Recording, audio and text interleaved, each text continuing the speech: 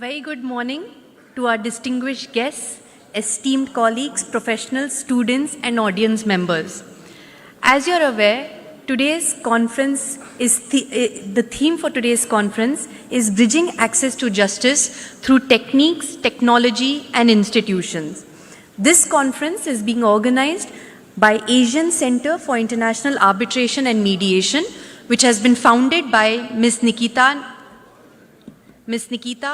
Uppalapti and Vivek Nalagonda. It is also co-sponsored by Tri-Legal, which is one of the country's leading law firms, and NLIU Bhopal. By way of introduction, I am a partner, a disputes and white-collar crimes partner at Tri-Legal. Just focusing a little bit on the theme before I introduce the honorable dignitaries onto the dais. Today, our courts grapple with over 50 million pending cases. For many, justice delayed has tragically meant justice denied. Consequently, alternate dispute resolution mechanisms are becoming more of the norm rather than exception. They are less adversarial, more accessible, cost-effective, and significantly faster than traditional litigation. That is why, in today's theme and conference, we are going to focus on three aspects. First, technique. Second, technology. And third, institutions. For technique, obviously we know litigations are focused more on adversarial proceedings, whereas alternate dispute resolution mechanisms, especially mediation, focus more on empathy and retaining the relationship between parties. These skills have to be adopted both by mediators and lawyers alike in order to engage in mediation. In terms of technology, the faster access to better technology helps us to make mediation more accessible to people across geographical landscapes. Institutions like the present one, ACIAM, help in strengthening the technology and techniques that can be made accessible to mediators and clients alike. Over the course of this conference, we will hear from our distinguished guests who have been pioneers in this field, their insights on how techniques, technology, and institutions can together build a sustainable culture of collaborative justice for all. Our first chief guest, Honorable Justice Mr. Suryakant, Judge, Supreme Court of India. While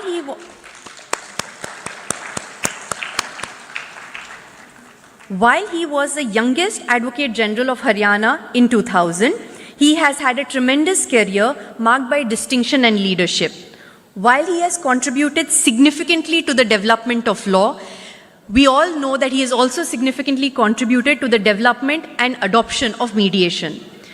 He has been nominated as a member of the governing body of NALSA for 2 consecutive terms and currently holds the position of Executive Chairman.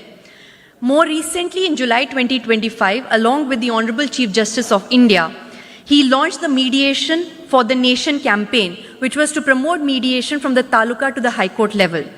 He has also been a big propagator of using vernacular language in mediation to make it more accessible.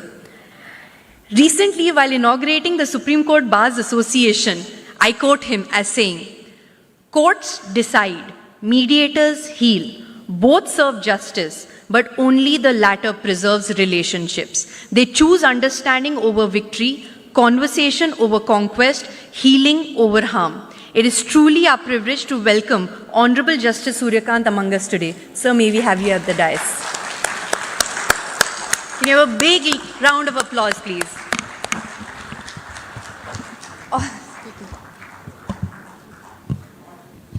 All the dignitaries may come to the stage and we'll introduce them then one by one.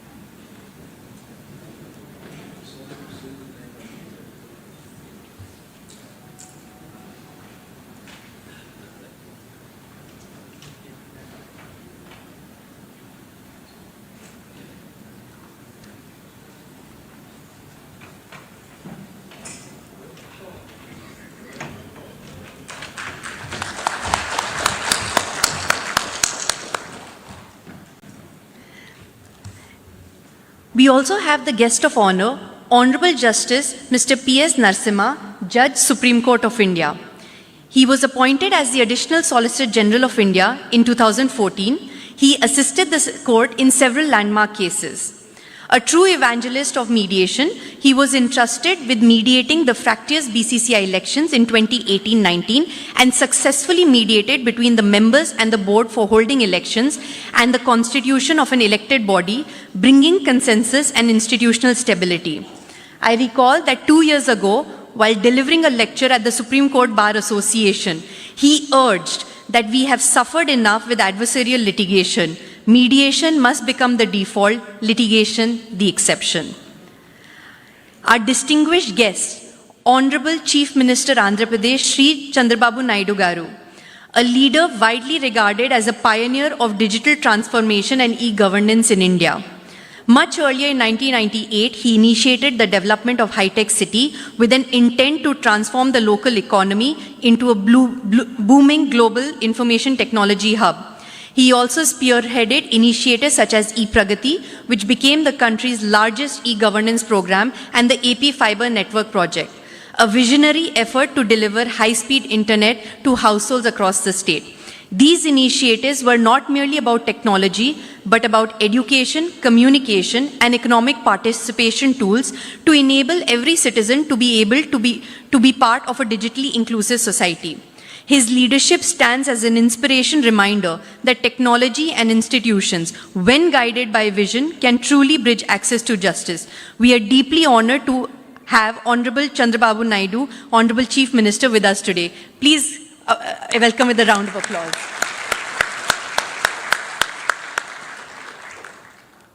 Our next guest is Honorable Justice Mr. D.S. Thakur, Chief Justice, High Court of Andhra Pradesh.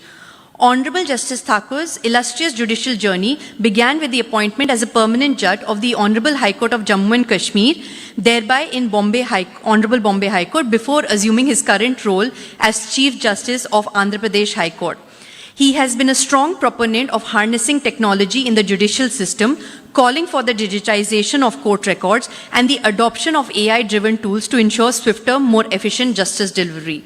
For over a decade, he has actively championed its practice, including chairing key sessions for judges and lawyers at the 2018 state-level intensive mediation workshop organized by the Mediation and Conciliation Committee of the Jammu and Kashmir High Court.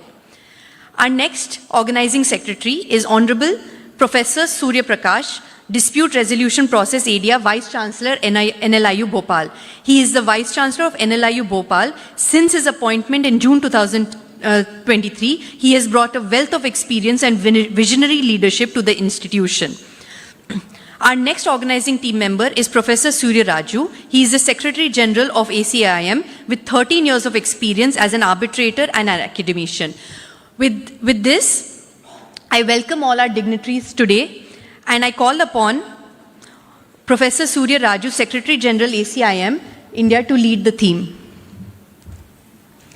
Good morning, everyone. Honorable Justice Suryakant sir, Honorable Justice P.S. Narasimha sir, and Honorable Chief Minister N. Chandrababu Naidu Garu, and Honorable Justice D.S. Thakur, and other guests on the dais, off the dais. I welcome all the people to this international mediation conference conducted by the Asian Center for International Arbitration and Mediation in collaboration with National Law Institute, University Bhopal.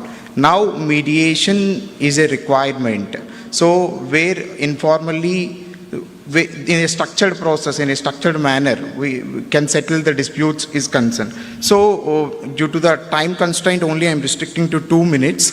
So, basically, Singapore International Mediation Center, Singapore International Arbitration Center, which are considered as the best institutions in the worldwide in order to conduct the arbitrations and mediations. Our ACIM vision is to make Visakhapatnam and Amravati the global hubs for the arbitration and mediation. So in order to do that, extensive panels have to be created of the arbitrators and the mediators in the center. So we'll be doing and working hard towards making of those panels, and we'll be providing an administrative assistance to the arbitration and mediation process. So with this, I welcome all the delegates and participants from the all over India, even from the worldwide, whosoever came here. Thank you very much.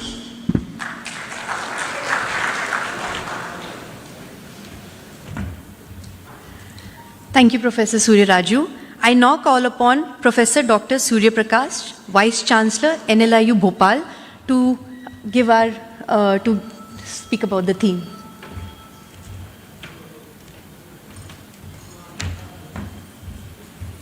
Good morning to all.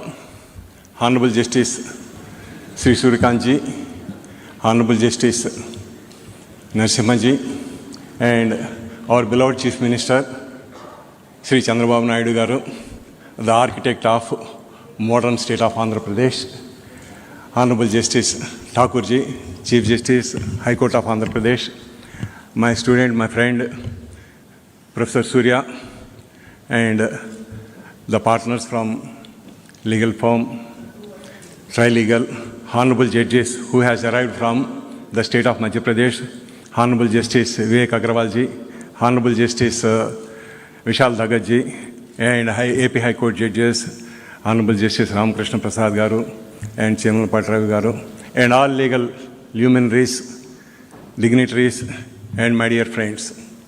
And here at Visakhapatnam, my friend and some of our friends decided that we should develop here a center for arbitration and mediation. And we know the importance of mediation.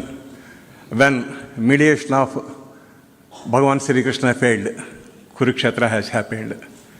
To say the importance about mediation, there won't be much better example than Bhagavan Sri Krishna, who tried to mediate between Pandavas and Kauravas. And similarly, mediation is there since our ancient times. And in order to reduce the burden on the courts, the best way, the best relief for the litigants would be the mediation and then arbitration. And I'm very glad that the young minds, they try to start a mediation and arbitration center here at Visakhapatnam, though we are at the beginning of the beginning. And sir, I hope that one day Visakhapatnam will be the destination, just like Singapore arbitration or London Court of Arbitration or Dubai. We, the new state, we have to develop so many institutions. Particularly, we had a new High Court at Amravati, and new legal community is developing, and new legal expertise also has to develop in all areas. And one such area is the arbitration and mediation. And definitely, it will serve not only the people of India, but we are looking ahead to serve the litigants in India and also around the world, and definitely under the leadership of our beloved Chief Minister Chandrababu Naidu garu. Sir, on this occasion, I would like to bring to your kind notice, there are so many institutions which you have to develop in the state of Andhra Pradesh. One such institute which I would like to suggest you is that there should be a school of maritime law. You may call it Indian Maritime School, just like ISB. And because we have 1,040 kilometers coastline, and we had a very day before yesterday, you stated that for every 50 kilometers there should be a harbor or a port. And keeping in view, because earlier myself and Honorable Justice Narasimha has discussed about this, because Gujarat is having the first largest coastline, followed by the state of Andhra Pradesh, and there is also a lot of maritime arbitration is going on. And I had a discussion with the port chairman earlier, MT Tirumala Babu Garu, and most of the time we are getting the arbitrators from Bombay, sir, for maritime arbitration. Day before yesterday, in this logistics summit, he has said that for every 50 kilometers there should be a port or a harbor, and we have a lot of marine resources, and to do all these things, it is necessary. So far there is only Gujarat Maritime University, and second one, we have to develop much in a better way at an international level. You may call it as International Maritime School, preferably if it's possible on Rishikonda, which we may utilize the infrastructure. And with these few words, and I would like to assure that this Asian Center, International Center for Arbitration and Mediation is going to have a very good future, and we will guide the others by taking forward this institution, and let us take pride for this institution at Visakhapatnam. Later on, we will have our branch at Amravati also, sir. Thank you very much.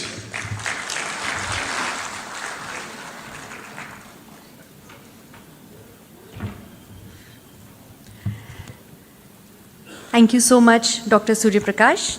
I now call upon Honorable Justice D.S. Thakur, Chief Justice, Andhra Pradesh High Court, for his thoughts on the theme. Thank you.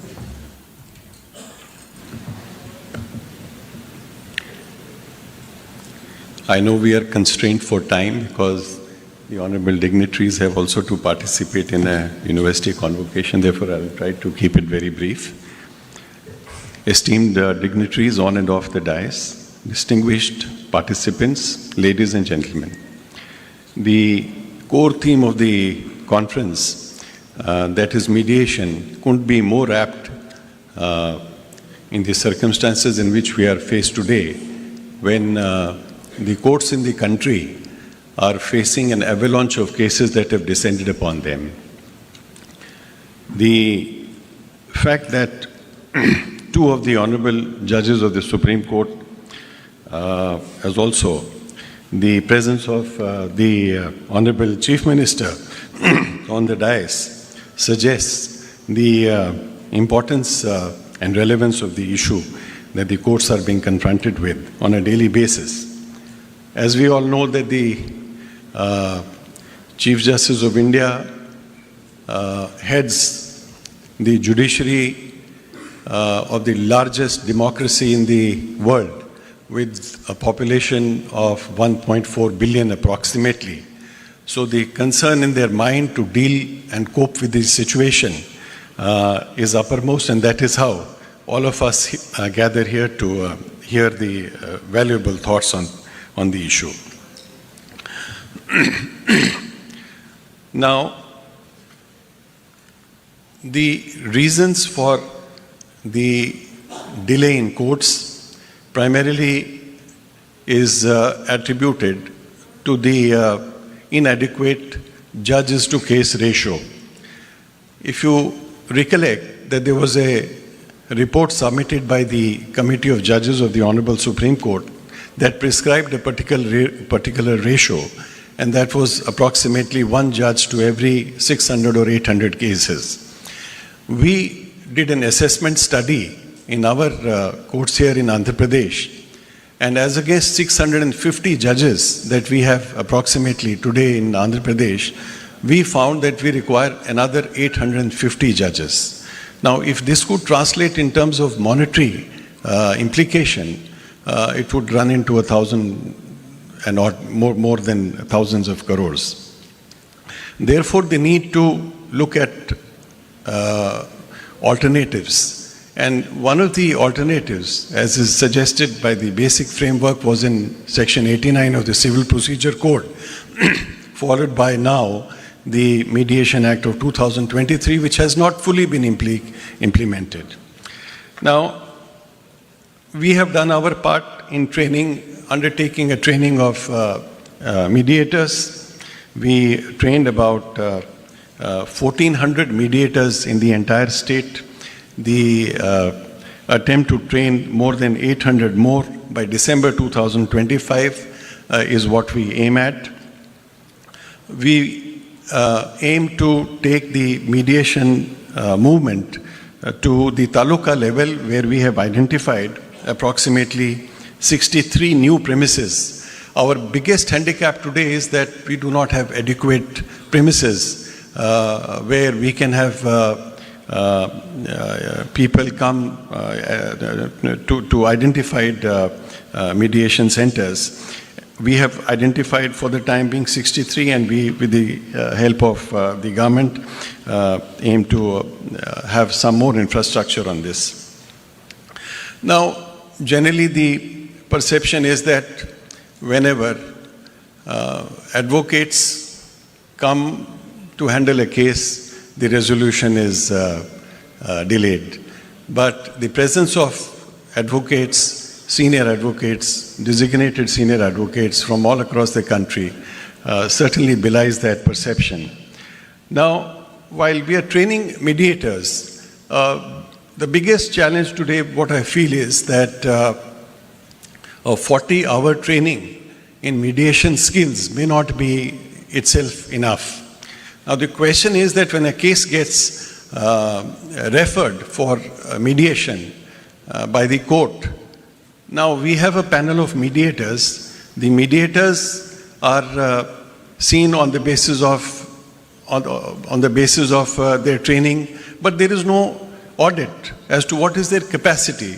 Just imagine to trust, say, a graduate who is freshly graduated from a law college and entrust a case to him saying that you now handle it is difficult. So his ability to handle a case and to nudge and navigate the parties to an amicable resolution of dispute is something which we cannot expect from a mediator only because of the fact that he has undergone a training of 40 hours.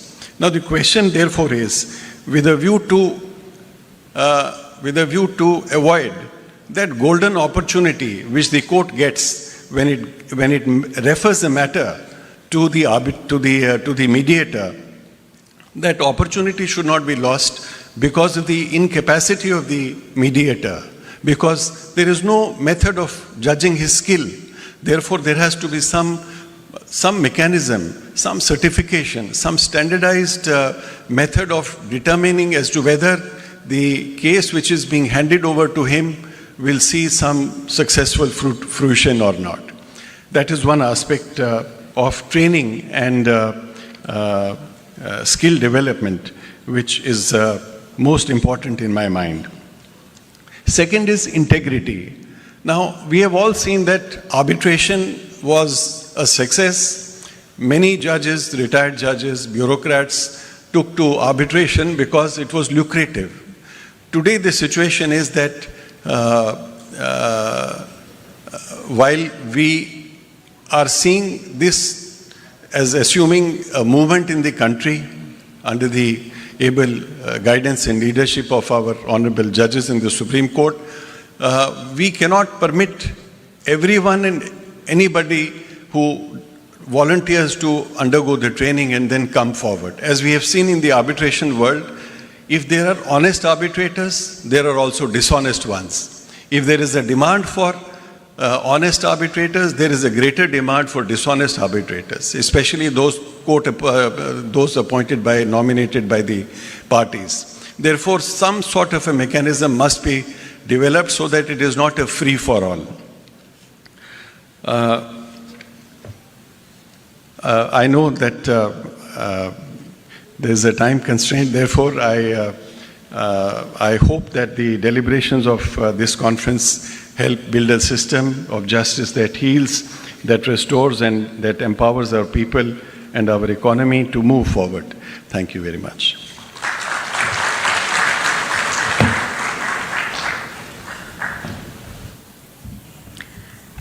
Thank you, Honorable Justice D.S. Thakur.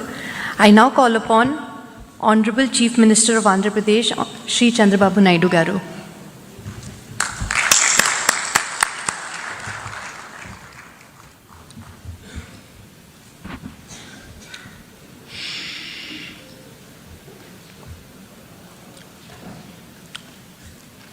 Honorable Justice Sri Suryakant Garu, Honorable Justice Sri P.S. Narasimhan Garu, Honorable Justice D.S. Thakur Garu, Professor S. Surya Prakash Garu, Vice Chancellor, Dr. Surya Raju Garu, Secretary General, ACIAM, Honorable Judges, distinguished jurists, and friends. I am very happy to be here. Visakhapatnam is a beautiful city. Anybody will go to Hyderabad and stay there sometime. They want to settle there. Now Visakhapatnam, anybody will come, they will settle permanently in Visakhapatnam. That is the beauty of Visakhapatnam. Either hospitality or beaches or natural beauty, everything wonderful place. Apart from that place, from all these things, it is a very, very positive people. Recently, Visakhapatnam is rated one of the most safest place for women protection. That is very interesting comment. I want to make it here. Not only women's safety, even men's safety also, this is the best place. I am very happy to be here because the judiciary is a key pillar of our constitution, protecting democracy and the rule of law. India's judicial system is known for its credibility, transparency, and strong commitment to justice. While there may be some delays at times, justice is always delivered. Every common man is having hope. Ultimately, I will get justice. That is the beauty of our justice. I am proud of it. The people of India have immense faith in our judiciary, not just as an institution of law, but a pillar of justice, fairness, and constitutional values. It is seen as the finest guardian of rights, a protector of common citizen, and a symbol of the rule of law in our democracy. Here, I wanted to make a comment. I have seen India for the last, as a policy maker, I entered to politics in 1978, first time MLA. After that, 1980, I became minister. 95, I became chief minister. I have seen India. Today, if you see, India has taken bold reforms. 1991 economic reforms. Mid-90s, IT revolution, Indians took advantage, first more advantage. God is very kind. India is blessed with demographic dividend. Now slowly we are losing that advantage in South India. Now North India still there is an advantage. With all these factors, we are having a very strong leader also at center. That is Narendra Modi ji. If you see 11 years back, 11th economy, largest economy. Today, 4th largest economy. Next year, we are going to become 3rd largest economy. And at the same time, there are predictions by Ernst & Young. By 2038, we will become 2nd largest economy in the world. I don't have any doubt about it. And also 2047, India will be number 1 economy globally. It is going to happen because of our inherent strengths. If you see here some of the reforms, I have seen tax reforms, CST, VAT, GST, improved version of GST now, another reform. With all tax reforms, we are growing 6-7% now. There is a potential of growing 10% in the near future. If all these things will happen, then nobody can stop India moving forward. This is the situation we are all here now. At the same time, ADR and India's mediation culture. Just now, Vice Chancellor rightly mentioned, if you remember mythology, Krishna was the best mediator. But of course, mediation has failed. Ultimately, what happened? Happened. That is how things are happening. And also, I have seen in my own experience, in villages, there are some respected elders to mediate so many disputes. I am personally witnessed. My father, he was not educated, but abundant common sense. More than 10 villages, they used to call him, they used to discuss, they used to address their problems. That is how mediation has helped in India. After that, we are all talking panchayats, how they have solved all problems. Today we are having more courts according to me. But earlier, to go to court, people used to feel shy. Litigation is the last resort. That is how they have to work in the direction. Today, technology has become a very big handy. Even virtual hearings are happening, e-filing, mobile case updates, multilingual tools.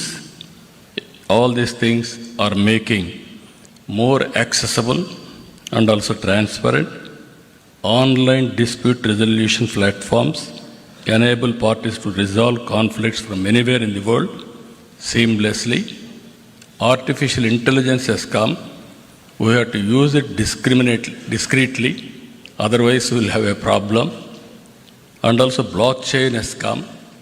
Even in blockchain, transparent proof and also enforcement can be done globally.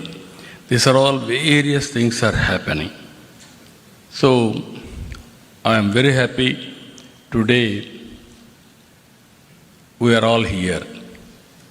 What we are doing, how to take forward with innovative ways. As Vice Chancellor has rightly mentioned, I am very happy if we can make Visakhapatnam one of the biggest center better than Singapore. ADR center. Government of Andhra Pradesh is willing to contribute that ecosystem. I will be very happy for that.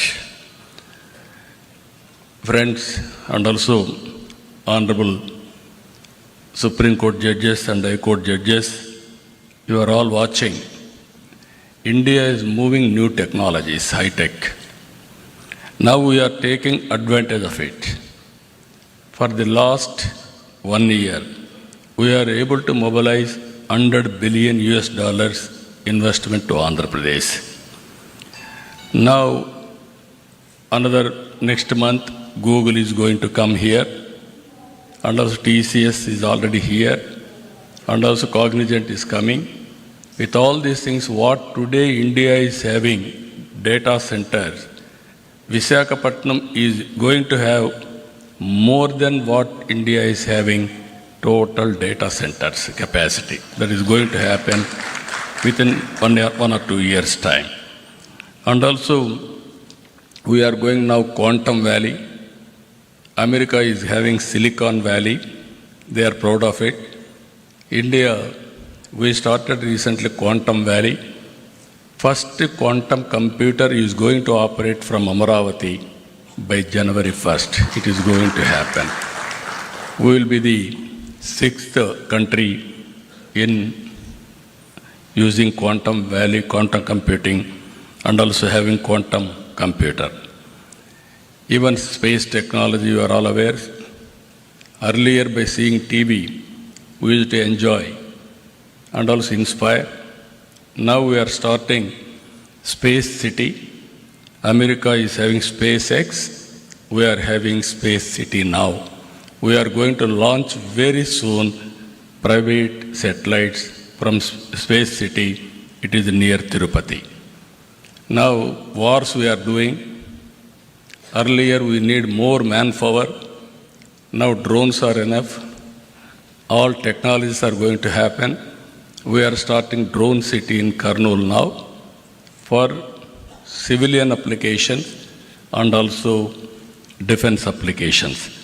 Electronic city, aerospace, these are all some of the areas we are going. Now, what I wanted to emphasize here, we have to think alternative mechanisms also. Even in this, what I am requesting these organizers and also under the guidance of Supreme Court and also Honorable Justice, our Surikant Garu, they had to, and also our Narasimhan Garu, you have to guide alternative methods. Even to establish courts, that is one way, but how to create a mechanism with alternative disputes redressal mechanism. Even technology, how to use it, how to go about innovative way, all these things, I am confident they will work it out. Ultimately, this is the time, I can say we are all very inspiring time we are living. One example I will tell you, in my government, no citizen can come to office. Around 700 services we are delivering through WhatsApp governance from his home. All data, historical data is available. We are capturing all the data with Government of India, Government of Andhra Pradesh, and also AI tools are available. Quantum computing is available. Real-time data we can collect through satellite, drone, CCTV camera, IoT, wearables, all these things if you can collect, even through artificial intelligence, if you can apply, we can guide them real time. If with all these things are, that is where I am saying now, earlier we used to work very hard, future is only how to work smart. I am very happy. Indians are going to service the global community. As of now, people are going there. In future, from anywhere in India, they are going to deliver services. If necessary, they can go and work physically. That is going to happen. In this regard, how to reduce disputes, how to make more support for economic growth. That is where we are going to see. One thing I want to make it very clear here. India is going to become globally number one country. Indians are going to become number one globally. We have to plan now 145 crore population. With this population, what type of society we need? Not only building rich, but we have to make how to bridge the gap between haves and have-nots. It is our responsibility to provide better living standards for every citizen. It is possible if we can plan properly by politicians and also guide by judiciary properly. India will be the best place to live and also best country to lead the global community. With this, I am very happy what our friends are doing here. Ultimately, I am seeking always guidance from Supreme Court, judges, and also our Andhra Pradesh High Court for doing better things. With this, thank you one and all.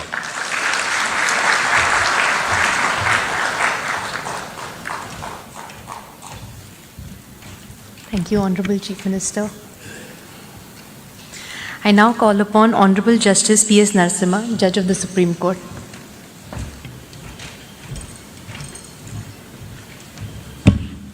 Very good morning to all of you.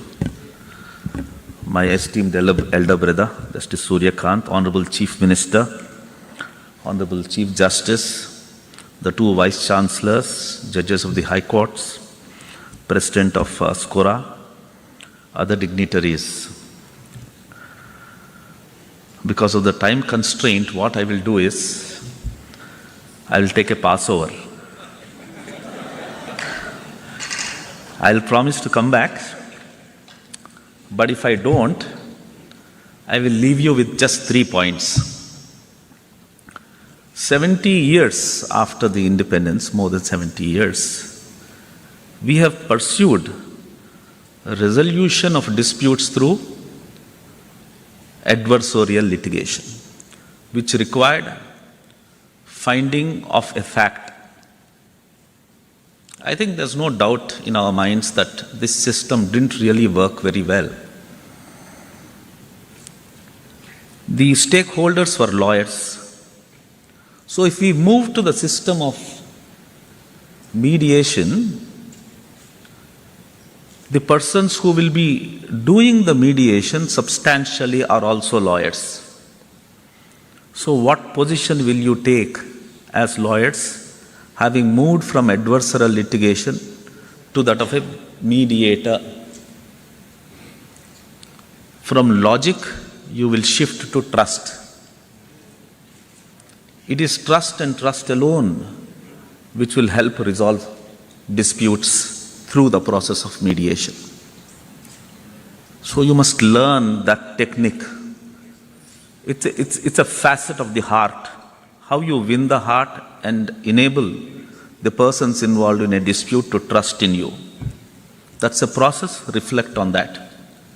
The second point I would want to make is mediation must be closer to people, which requires you to know what people are, how they live, how they fight, what are their aspirations, what are their fallacies, what are their weaknesses. To understand, the most important element is language. So you must be closer to people, closer to their language, closer to their culture. The third point, which I will leave you with this, we experimented with one alternative dispute resolution, that is arbitration. Arbitration was hijacked by the elite. Elite in the sense of, not pejoratively, for commercial purposes. It was intended to be a very simple process where an arbitrator will come and resolve the disputes. Instead, it has been a technique for commercial transactions, and so far as small issues like a fight between two neighbors about a wall in a village, two brothers fighting for partition, they have to suffer civil court litigation. And arbitration is not available. My fear is that same thing might happen even to mediations. Mediation must be kept simple. As easily as possible, the disputes should be resolved. And what are the methods by which these three things that I have indicated can be achieved? I will discuss with you. Mediation is very close to my heart. If I come back, I will participate in one of those sessions and share my thoughts with you. Thank you very much. Thank you.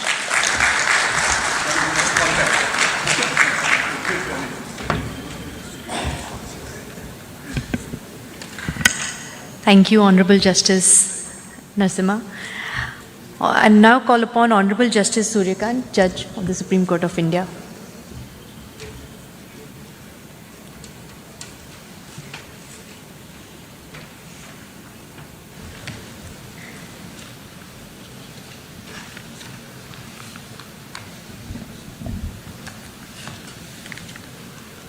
Shri Chandrababu Naidu, Honorable Chief Minister of Andhra Pradesh,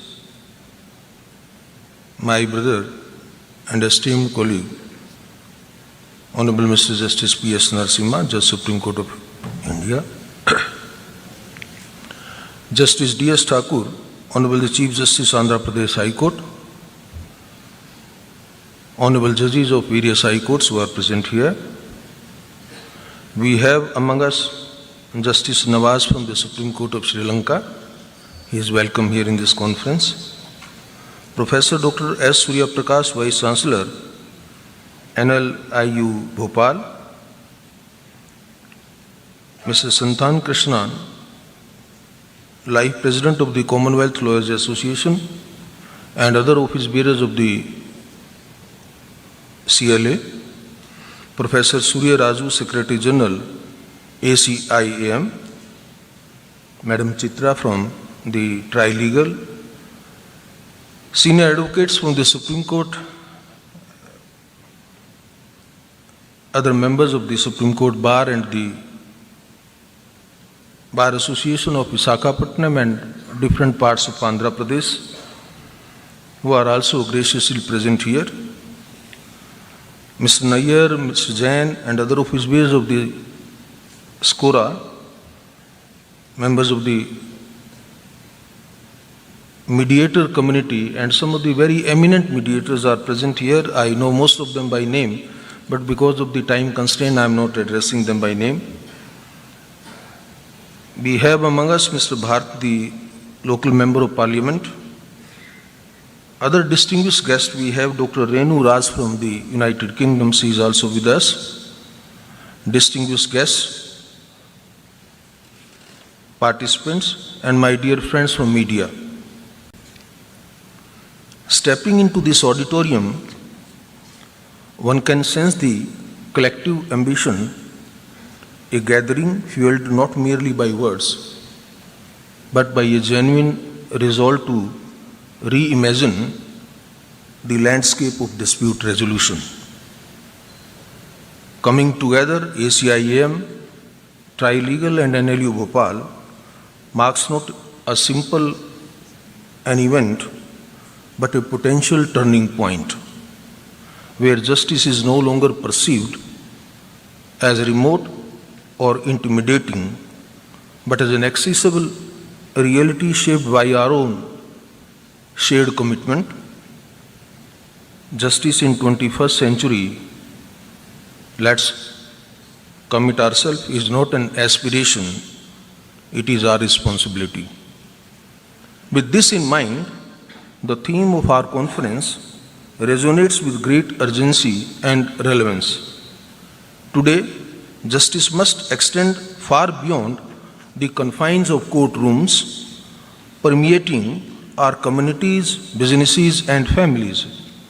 It is about reaching people where they are, making the principles of fairness and compassion tangible and attainable for all. This forum challenges each of us to push past routine, embrace innovation, and build solutions that are emphatic and truly effective for our times. Our Constitution does not view justice only in the narrow sense of adjudicating disputes. It speaks of social, economic, and political justice as a guiding factor. While courts play an indispensable role in enforcing rights, true justice must go beyond judgments and decrees. It must reach people where they are, in a language they understand, and in a manner they trust. Mediation provides precisely this bridge. It ensures that the parties remain at the center of the process, that their voices are heard, and their dignity is respected. In this sense, mediation is not merely a legal mechanism, it is a constitutional value in action. As society and the economy evolve, so do the disputes. Today, we see conflicts in areas as diverse as intellectual property, cross-border trade, digital currency, cybercrime, family relations, international awards and their enforcement, environmental issues and concerns. If every such dispute is funneled into our already overburdened courts, the result will be delay, disillusionment, and a deepening sense of injustice.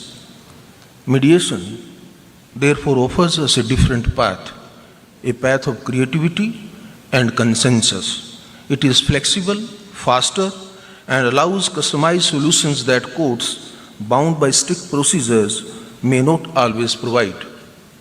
For mediation to gain universal acceptance and become an integral part of our justice delivery system, the foundation must rest on a single non-negotiable element, and that element is trust. In the context of mediation, it flows from three critical sources. First, the integrity of the mediator.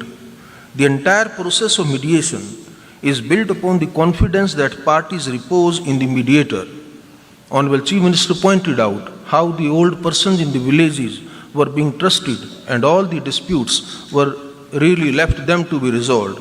it was only on account of the immense trust that the people had in them. They must believe that the mediator is impartial, independent, and competent. Integrity here is not merely a personal virtue, it is the bedrock of the process. If this perception falters, the process collapses. Second, the credibility of the institutions. Mediation cannot thrive in a vacuum. It requires robust institutional support to lend structure, consistency, and legitimacy to the process. Institutions like the one ACIAM serve as a custodians of quality and trust. In a world where disputes often carry significant economic and social stakes, institutional credibility reassures parties that mediation is not an informal compromise, but a structured, reliable, and enforceable method of dispute resolution mechanism.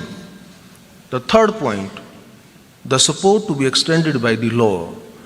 So, not only those 2 points which I have highlighted, unless there is a support by the law, the mediation may not be as successful as we perceive. For mediation to transition from an alternative to a mechanism as a mainstream method of dispute resolution, I believe it needs the backing of the law. And fortunately for us, we have the Mediation Act of 2023, marking a watershed moment by providing a clear statutory framework for both domestic and cross-border mediation, prescribing ethical obligations and giving enforceability to mediated settlement agreements. However, we should be clear that legislation by itself cannot transform culture. Laws can provide a foundation, but they must be animated by practice, sustained by institutions, and embraced by society. We must cultivate a legal ecosystem where mediation is seen not as a concession or a lesser form of justice, but as a superior process that empowers parties and preserves relationship. If courts represent the authority of justice, mediation represents its humanity. It restores agency to the parties, transforms conflict into cooperation, and turns adversaries into partners in resolution. In an age where speed and sensitivity matter as much as legality, mediation is not a luxury, it's a necessity. The question is no longer whether we can afford to mainstream mediation. Please mind my words. The question is no longer whether we can afford to mainstream mediation. The question is whether we can afford not to mediate on the first option. The second dimension of our discussion today is technology. The pandemic taught us that technology has ceased to be a peripheral tool. It has become an integral component of legal processes, reshaping the contours of dispute resolution worldwide. It leveraged thoughtfully. Technology can be the great equalizer, removing physical, economic, and social barriers that have historically excluded large sections of our population from the formal justice systems. Technology allows a farmer in a remote village, a small entrepreneur in a Tier 2 city, or a homemaker facing a family dispute, all of them to participate in mediation without the expense of travel, without losing day of work, and without the intimidation of formal court proceedings. Digital mediation platforms, virtual hearings, and AI-assisted tools can bring the process of dispute resolution to the doorstep, or rather to the handheld device of every citizen. This is what inclusive justice truly means, the priceless justice that transcends geography, income, and social status. Not only domestically but also in our increasingly interconnected world where cross-border disputes are becoming more frequent, mediation emerges as a powerful tool for resolving conflicts quickly and collaboratively while preserving vital relationships across jurisdictions. The role of technology through online dispute resolution platforms, video conferencing, and digital document management enables the parties, separated by geography and legal systems, to engage meaningfully in mediation, overcoming traditional barriers of distance, cost, and time. By embracing technological innovation and strengthening institutional capacity, we can make dispute resolution more efficient, flexible, and just for the modern era. Yet, while we welcome these advances, we must also acknowledge the risk. Technology must be a bridge, not a barrier. If our systems are too complex or they are connectivity dependent, we may end up excluding those who need access the most. Digital literacy and infrastructure gaps remain significant challenges, and every technological innovation must therefore be accompanied by capacity building initiatives such as simple, user-friendly platforms, multilingual interfaces, and community support systems. Another aspect that deserves attention is data security and confidentiality. It cannot be emphasized enough that mediation thrives on candor and trust. Parties disclose sensitive information with the assurance that it will not be misused. When these processes move online, the duty to protect their confidentiality becomes even more critical. Institutions and service providers must invest in robust cybersecurity frameworks, encryption protocols, and ethical guidelines to ensure that trust is never compromised in the digital space. Further, technology is not merely about digitizing the existing processes. It opens the door to new possibilities. AI-driven tools can assist mediators by generating objective summaries, analyzing patterns in disputes, or even suggesting possible settlement ranges based on prior data. And all this thing, all without replacing the human element of empathy and discretion that lies at the heart of mediation. Similarly, online dispute resolution platforms can integrate language translation, voice-to-text features, and real-time documentation, making the process seamless and inclusive for parties across linguistic and cultural divides. Finally, let us remember that the ultimate object of technology in justice delivery is not efficiency alone, it is empowerment. It is to ensure that no person, regardless of where they live or what resources they possess, feels alienated from the promise of justice. Technology, if used ethically and inclusively, can transform this aspiration into a lived reality. Let us ensure that every innovation moves us closer to that vision where justice is neither delayed nor denied and never distant.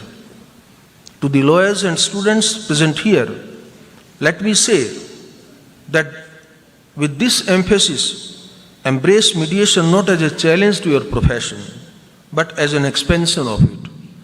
The lawyer of tomorrow will not only be an advocate in court, but also a facilitator of dialogue, a builder of consensus, and a protector of relationships.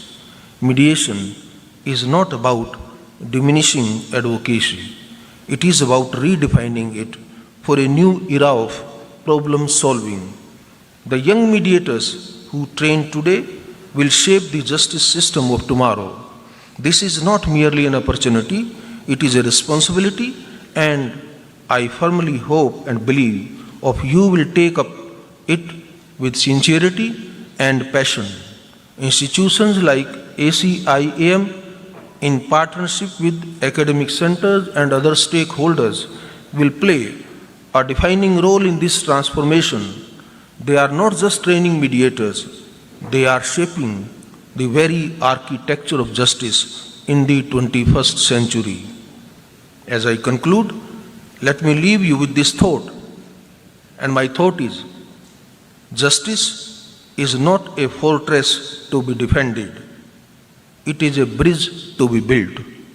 The foundation must be anchored in constitutional values, supported by laws and institutions, strengthened by technology, and sustained by trust. Mediation is one such bridge that connects the letter of the law with the spirit of justice.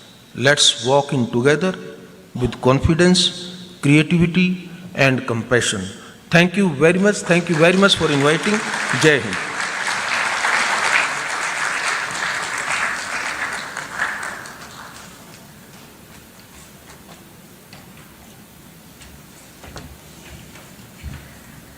Thank you so much, honorable dignitaries. I think we've been enlightened how access to justice can be better through mediation and usage of tools such as learning the requirement of empathizing with not just the clients, with mediators, with lawyers, using AI but not abusing AI.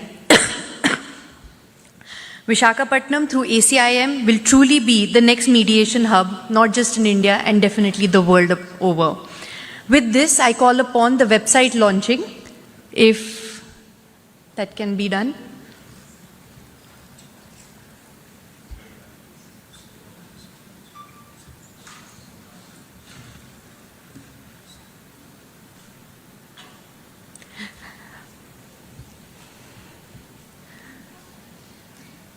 We'll proceed with this felicitation for the ceremony. I would like to call upon Advocate Abhas Sharma to facilitate Honorable Justice Suryakant.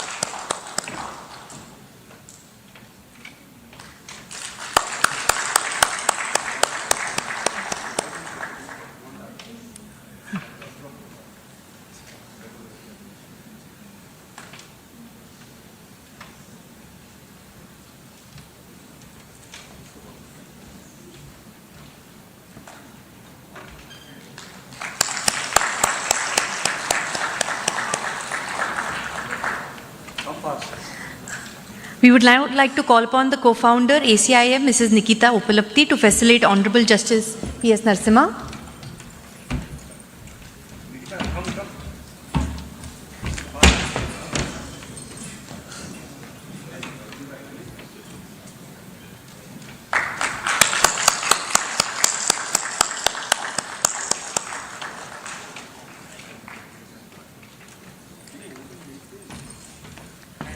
Take this photograph because there is no space. I would like to call upon Professor Dr. Surya Prakash to facilitate Honorable Shri Chandrababu Naidu. Website is ready. They are.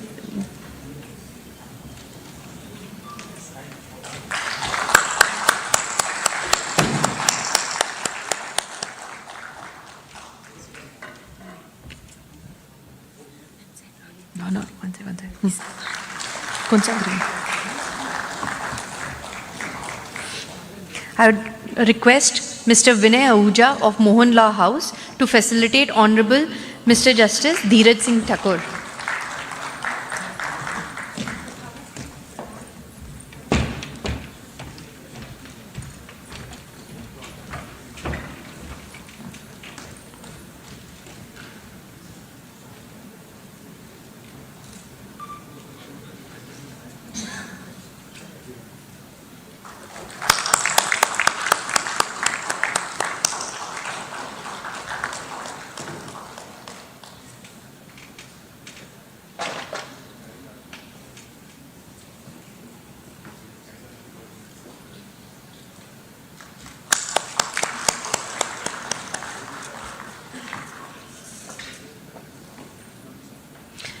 We'll now also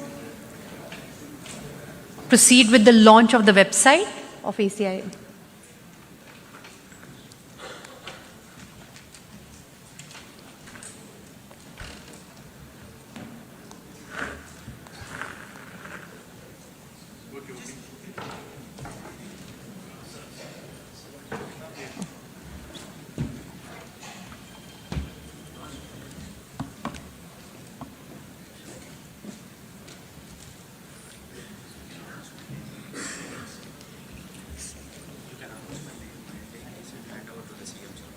I call upon Vivek from ACIM to proceed with the launch of the website.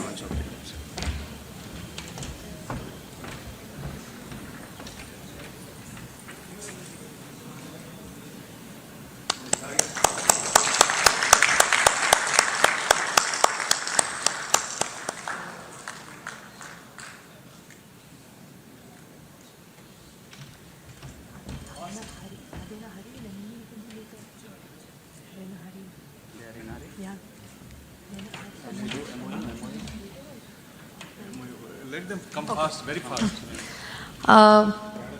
For the MOU, we will call upon Professor Surya Prakash for NLIU Bhopal.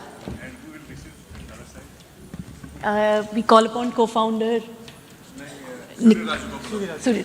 Surya Raj.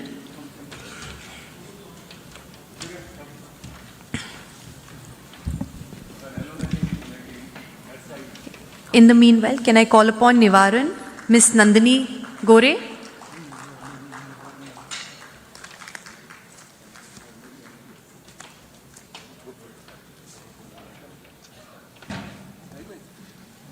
Ms. Nandini.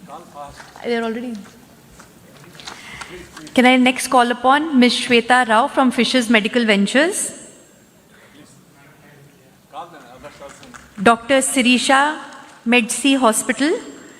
Dr. S.P. Ravindran, NVP Law College, the representative for Farm Hazel Pharmaceuticals, Mr. Srinivas Ramanarayan from Trust.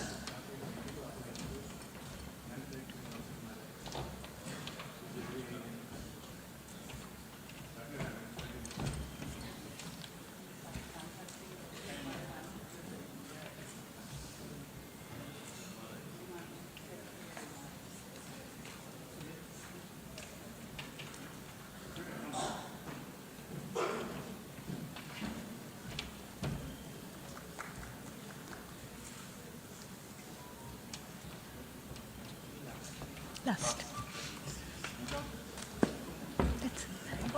I've already called. They're not. That's it.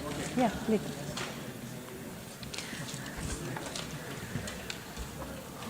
Honorable dignitaries.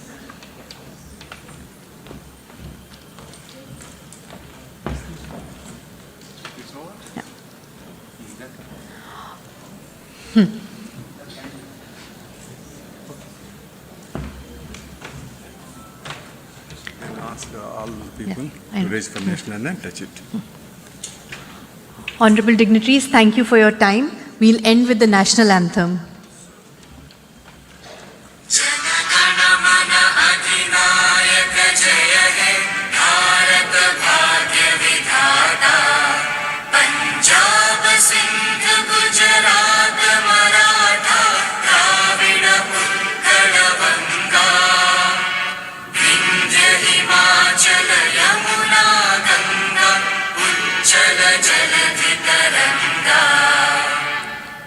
शुभ नामे जागे तव शुभ आशीष मांगे